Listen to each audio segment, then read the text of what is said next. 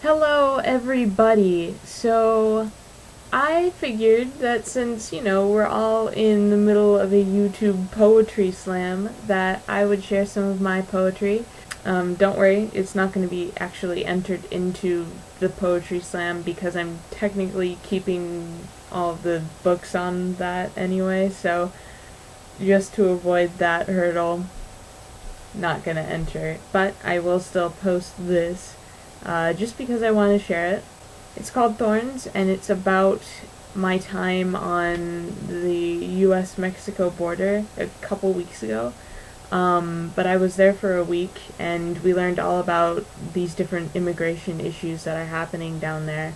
And yeah, and so a lot of things about that bugged me, and so I had to write a poem about it because that's just how I solve my inner turmoil, I guess. But, yeah. Here it is. It's called Thorns. You have to get out or you have to get back in. Either way, you have to cross the desert. Peligro! Everything in this desert has thorns, even the coyotes. Be careful that you don't get caught, especially by the patrols. They'll send you right back to square one or straight to their prisons if it's your second time around. But don't worry, you've got friends down here. God would be one of them. He fills so many up with hope, so much that they say that as long as you can sing and dance, evil will not win this day.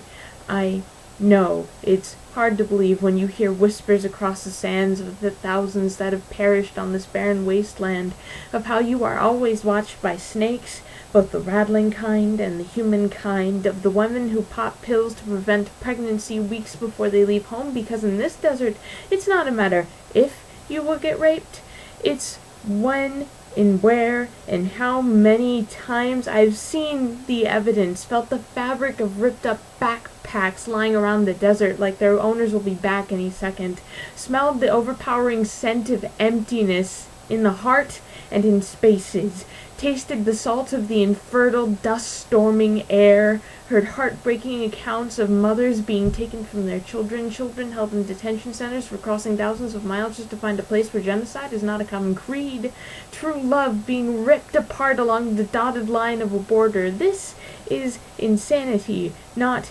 humanity, and for a nation called the United States of America, we do a pretty damn good job of separating people. Welcome to the fence that people cannot sit on. The walls are too tall, and the rusting steel spires don't have many places for hands and feet to hold to. Hell, you can't even kick a rock in the wrong direction for fear of being shot 11 times by a trigger-happy idiot on the other side. Along the line, there's a border crossing. It's not much more than highway barriers and a few guards here and there. You might be shocked to learn that few people get through here. And those that do usually come from the shadows, trafficking drugs and people and shit that'll end up in a Walmart somewhere. And there it is. It's the truth that no one's seen, the one that wasn't there. It's the horrid realization, the feeling of the stomach turning in violent protestation. It's all our fault. And no one gives a fuck about it. We can leave the dust and the steel, the corpses and the guns in airplanes oriented true north and attempt to just forget it. Fortunately. And here's your saving grace, your Moses in the land of Egypt.